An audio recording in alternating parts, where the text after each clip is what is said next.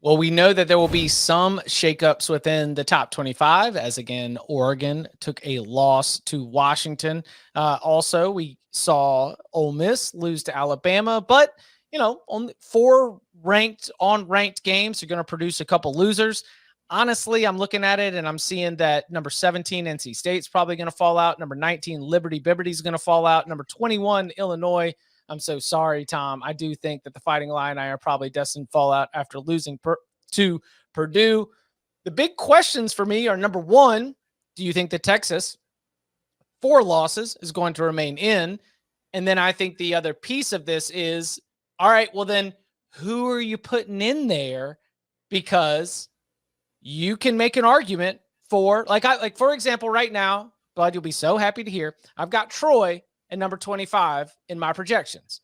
I think that Troy, with 7 wins in a row, 8-2 after a win against Army, is going to be one of those teams that people just gravitate towards. They are going to be helped by the fact that Baylor, a team that was on a lot of top 25 ballots, lost. That Wake Forest, a team that was on a lot of top 25 ballots, lost. There are other situations as well right near the fringes where it's just going to be a little bit of a grab bag in terms of trying to figure out who is going to be right there on the edge of the rankings. Kentucky, another team that was not in the top 25 of the AP poll. It was in the top 25 of the selection committee ranking, but as we just discussed with Barton Simmons, also lost.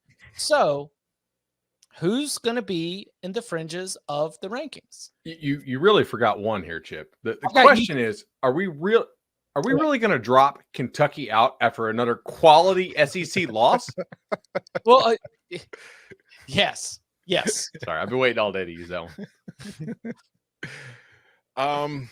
I think Cincinnati's getting back in. Yep. They got a pretty big win on Friday night. Coastal could sneak back in. This could be like a big week for the G5. It'll be interesting to see what they do, because if Texas is still ranked at 6-4.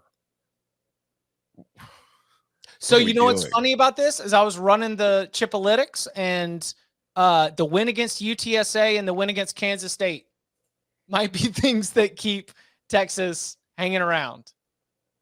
Oklahoma State lost. I thought Oklahoma State won. Oh, Oklahoma State won. Oklahoma State might get in. Yeah, 7-3 Oklahoma State might get in.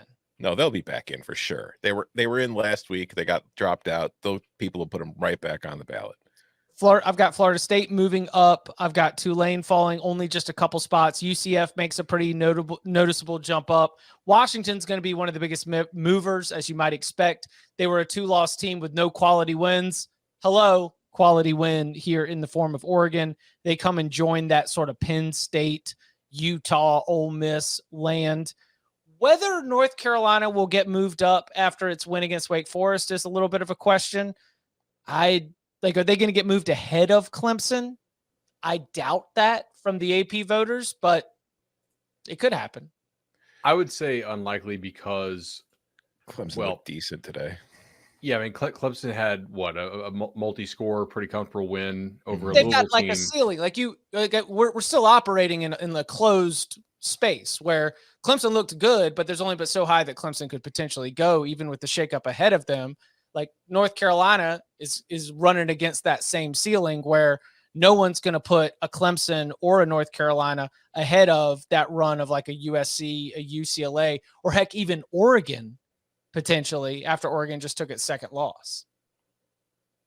How high does Alabama jump back up? I've got them sitting at the same spot in the AP poll at number 10. Skeptical they're going to stay there. I mean, they only had 300 yards today. That doesn't matter. They're Alabama and they beat a number 11 team.